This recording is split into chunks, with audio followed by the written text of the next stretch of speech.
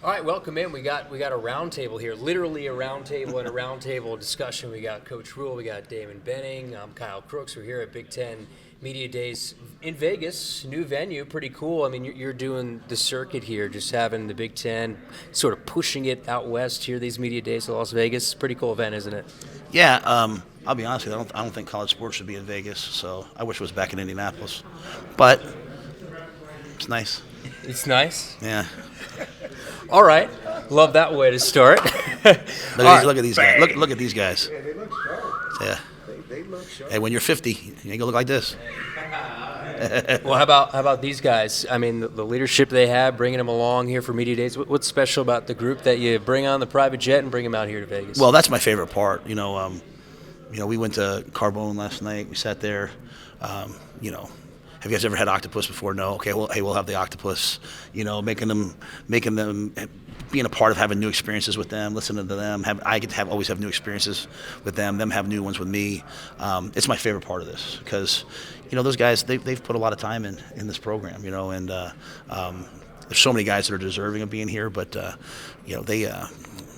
really what the program's all about. And so we're at such a different place now in year 3 than we were in the previous 2 years. And I'm grateful for the guys that were there. But, they were joking yesterday, like, hey, Coach, you can take tomorrow off. We can do this for you. Like, the program's theirs. It's not mine. And that's what's really cool about being here with them. So The cool thing about it is it seems like there's a lot more ownership, right? I mean, it is go time. How have you kind of balanced wanting the next level and get to football, which you really love, versus, hey, you got to do the day-to-day and put the work in too? Yeah, I think. Well, first of all, we're blessed that we have Corey Campbell running the summer program. Mitch, Drew Hamlin, Kristen Coggin. Like, it allows the coaches to. We coached them really hard for a couple weeks in June, and then we got out. And you need to do that because they need to have this be their program. Like, they need to have this be their workouts. Like, hey, you guys want to win? Do this. You guys want to win? Do this. And so they know the plan. They know the process. And the first year I was trying to explain to them, hey, this is what this means. This is what that means. They know it. Now they get to take it and amplify it in the ways that they want to. And so that's ownership. Everyone wants to own it when things are good. Tell me who'll own it when things are bad. And if I look at any one thing that really this program needs, it needs people to take accountability and own the program. Since I've been here, all I've heard is everyone tell me, like, well, it was this person's fault, it's that person's fault, it was this decision on this year, it's this. No one ever says, like, you know what, for this program to get better, I got to start doing this. And so that's what we decided we were going to do this spring. Like, all right, been through 2 years of this. Let's not say, hey, we need better players at this position. Let's not say we need better players here. Let's all stand together and say, you know what, I have to do what I have to do, and you got to do what you got to do. We got to go perform, and to perform, to your point, Damon, we got to perform and prepare every single day. And so, I love these guys. I think that they've been doing that at a high level all summer, and now we got to carry it over into the season. And it starts at the leadership positions, and you look at QB1, and Dylan comes back for his second year. We know what he can do on the field, but maturity-wise, leadership-wise, you have him here at Big Ten Media Days. Where is he taking the big leap, you think, from year 1, spring, to now heading into fall camp?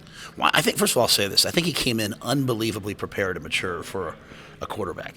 And he was thrust into the, hey, you need to be a leader deal. And so that's really hard to do as a freshman when you haven't really done anything yet. But he did his best to do it. Now, I think everyone sees his work ethic. They see the way he carries himself. I think he's done an amazing job this year of becoming everyone's guy, like not just kind of hanging on the side, but like, I walk in the cafeteria now and I see him, with all the guys. And so I think he's more comfortable. But the final thing I'll say is, when you're a 5-star quarterback, you probably haven't had a lot of tough days, like in football, right? Like, you've probably gone out there and thrown for 400 yards most games. You've probably run through the competition. It's one of the reasons when I recruited him, I told him, I said, you should come to Nebraska and help me rebuild Nebraska, because it's going to be hard. And if you don't do that, if you go to some, the number 1 team in the country and, hey, this game I have to make 3 or 4 throws, that game I have to make 3 or 4 throws, you'll have an easy career. And then you'll be the first pick in the draft. And guess what? You'll go to a bad city with a bad team, and then you'll have to do the rebuild. Like, come here and learn how to rebuild. And the biggest part of rebuilding is learning how to deal with frustration. Learning how to deal with everyone telling you, like, no, you should do this, no, you should do that. And what I've seen from him is last year, like, when things didn't go right, frustration could set in. And I told him this is what you need to learn. And what I see now is when things don't go right, he owns it. And he takes accountability for it. He doesn't get frustrated. He goes and fixes it in whatever way he needs to. So he's night and day from where he was, and he was in a really good spot. And so that's why I brought him. He's QB1. He's got to lead the deal here, and I want to put him out front now. It's a little bit of a 2-on-1 because I think they build on each other. One of the few guys in a long, long time that I would say as a head coach loves the University of Nebraska. You've never made excuses. You speak very highly about what the University of Nebraska is capable of. And you were able to reload on the fly with your staff. It's a conference that has tremendous assistant coaches. You got a chance to bring in Coach Snow and Coach Simpson and Coach Eckler and Coach Holgerson and Coach Addison Williams. And you were able to rebuild and reload on the fly. And almost to a man, they said, you know what, your vision for what you think this place can be has allowed you to build like this. On paper, it seems like an incredible staff. How do those two things go hand in hand? Yeah, I think the one thing is, I think outside of our building, I think people have been really hard on some of the assistants that maybe things didn't go perfectly for. But, if it wasn't for SAT, I wouldn't be here. We wouldn't be here. It's the first responders that show up to the fire. Sometimes they're the ones we should celebrate. So instead of taking shots at the guys that are out there trying, this was a bad football program when we got here. Make no mistake. People are beating Scott up for what he said. It was a bad program. It was bad. It was a bad job. We're turning it into a great job. But it's the guys who showed up on day one, boots on the ground, running into the fire, I'll always be grateful for. Now, that being said, as you go along the way, things happen. People change roles. I have to constantly evolve, say, what do we need to do? And I'm so excited to have Holgerson here. I'm so excited to have Eckler here. He texts me every day something. I'm like, you don't have to text me every day, but literally one day he's water skiing, and the next day it's a special teams thing. But I think as you evolve, you're constantly saying, hey, who do we need here? But as we've taken this from what I would say was not a great program, that's probably going to blow people's minds, but it wasn't in a good place. As we've rebuilt the infrastructure, as we've changed everything, as Trev and now Troy have poured all this. What Troy Dannon's doing right now is amazing. Look at our athletics are across the board. That doesn't happen without tremendous investments into the program. And so that's why it's now a really good job. And people want to come be a part of that. What I'm telling people is, hey, it's about to be a great job. It's about, the world's changing. But we're in a position here as the finances change. Nebraska's going to be in a great space in the next 2 to 3 years, but especially in 4, 5, 6 years. And so, I'm proud of the guys who came here. I think it's always important we think about that. But I'm also very grateful for the guys who are showing up now because they're going to take us to the next level. And you know what? I walk in the office every day. I'm kind of like, well, what do I do? Holgerson's got the offense. Butler and Snow are get out of the room. I can't even walk into Eckler's office. Corey runs the weight room. Kristen runs. I'm kind of like, all right. Susan runs the football. I just walk around and talk to the players. So, I really don't know what my job is anymore, and that's a good thing because we have so many great people doing their job at a high level. Excitement for what you have at some of those skill positions. You bring in guys from the transfer portal, and Dane Key, what he did at Kentucky, and Isaiah Hunter, specifically. You bring back Barney and Emmett's, you assume have a breakout year at the running back spot. But we talked about Dylan, but now the pieces around it, and this offense is this the most skilled offense that you think you've had in quite some time in college? In Nebraska. Well, just in general. Well, we're pretty explosive at Baylor now. We had first rounder, second rounder. We had Denzel Mims, Tyquan Thornton, but these guys remind me of that. You know what I'm saying? Yeah. We got. I think when you talk about that, you look at the tight end position. We got so many players at tight end that can play. Even receiver. You look at the Cortez Millses of the world. People don't sleep on Keelan Smith and Quinn Clark. Those guys can play. And so, I think what's happened. I want to say this. I think Dane Key did such a great job of coming in as a guy with production in the SEC and being such a hard worker, so humble, rallying that position. That was a position over the last couple of years, a little bit of jealousy. Well, why is he playing? Why is Jacory? Well, Jacory, if I asked Jacory to play defensive end and blitz, he'd run out in the field. He'd be like, let's go. He loves football. And so I think you bring the youth and exuberance of Jacory and those guys, and you bring the experience of Dane, and I think DeKeel is a difference maker as a receiver coach.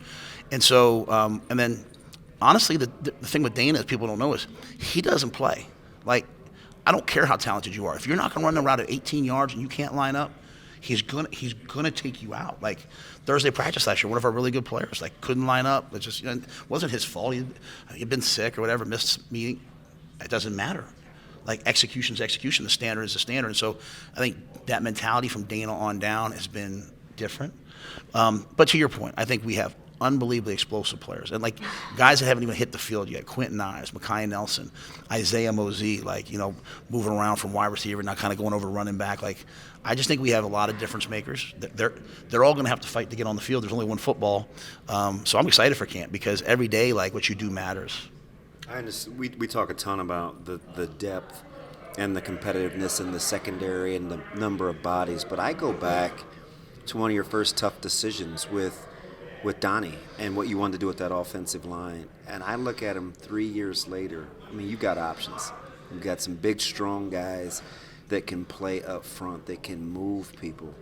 How good does it feel? Not that you're going to back pat and, hey, I hung in there, but you're starting to see the fruits of your labor with the depth that you're developing up front. It could be a strength. Yeah, I mean, so when I got here, I walked in, I looked at the offensive line, I love the guys, but I saw a bunch of, like, underdeveloped, not strong men. And you win in football with strong men up front.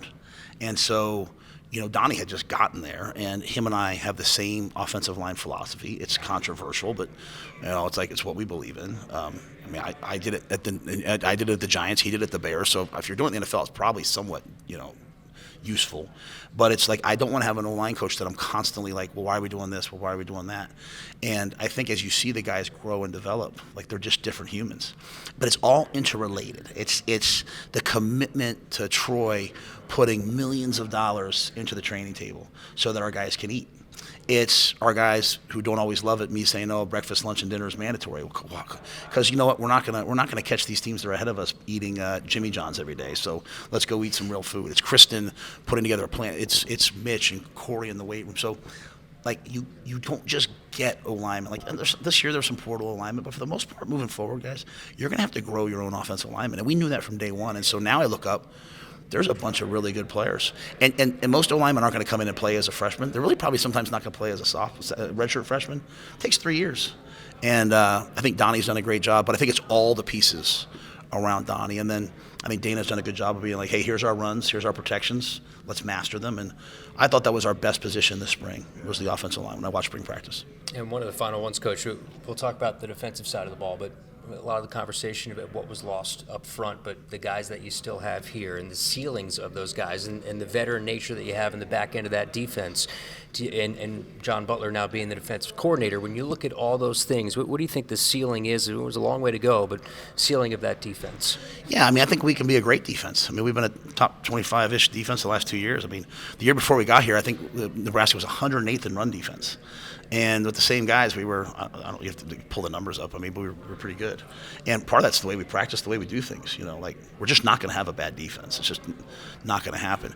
Now, when I look back to last year, we gave up way too many big plays on defense. And we gave up way too many big plays. Sometimes even, a guy would get a first down and we give up a big play. And some of that was, a couple guys, Tommy was playing hurt and gave up a couple plays. But we have to eliminate those plays.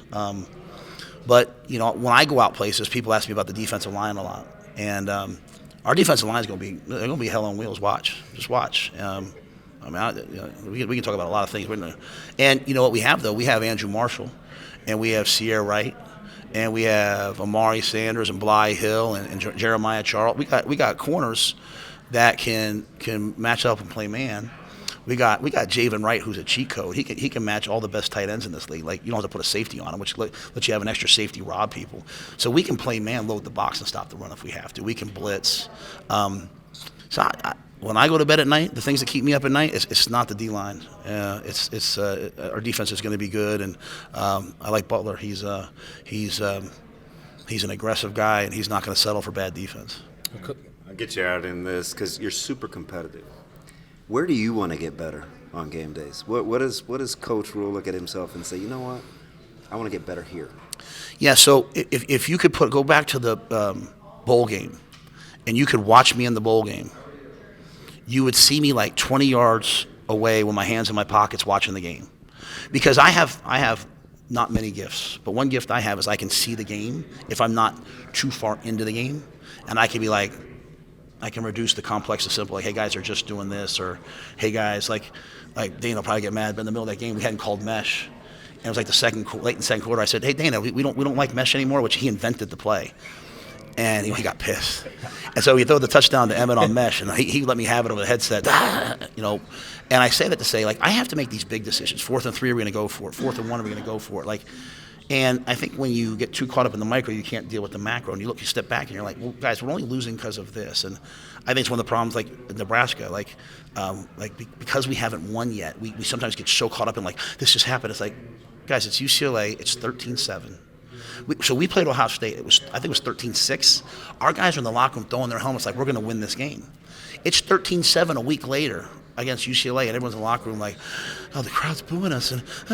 And for me, I have to be the guy that gets them out of those things and gets them forward. And so in the bowl game, I simply stepped back and just let the coaches coach, said some things when I had to, tried to watch the big picture, not trying to get involved too much to fix everything, dealt with the game management, dealt with, like, hey, let's do this, let's do that, and was much calmer, wasn't as much attacking the referees, was much more like, hey, let me take care of the big picture here. And I think when I do that, I'm a better coach. Now, sometimes you can't do that. Like in year 1, when it's a fire, in year 2, when the embers have burnt the thing down, you're trying to because that's what those things are. Like, you come in, you don't say, hey guys, this place is a dump.